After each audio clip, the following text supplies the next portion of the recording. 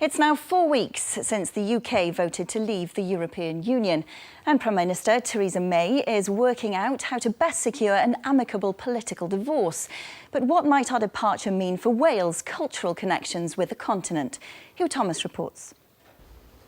They're Europe's treasures hanging on Welsh walls. The Impressionist Gallery at the National Museum in Cardiff displays our cultural links with the continent, just as our long-term relationship is called into question. The United Kingdom has voted to leave the European Union, but can our shared identity survive the divorce?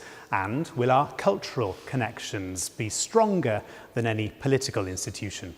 Some argue that places like this could become more important in helping us to define who we are, with our European focus no longer on Brussels, but on our own shared history. We're beings made of multicoloured threads, partly our life experience, but partly also our inheritance. And in galleries like this, we bring our life experience and expand it, but also we bring where we've come from.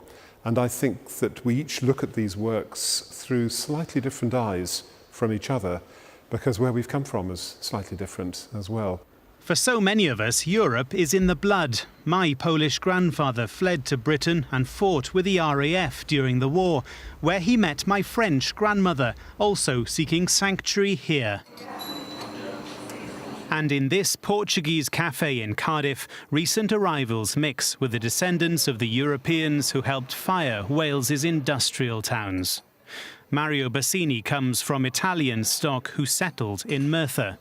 But he fears the European impact on the culture of his hometown has come to be overlooked, stoking a fear of the foreign where once there was a welcome. Why they can't see that as an addition to, not as something that takes away from culture, I again find it difficult to understand, particularly when, for the rest of the town and the rest of the valleys, they know just how much their own past has been based on these multicultural roots.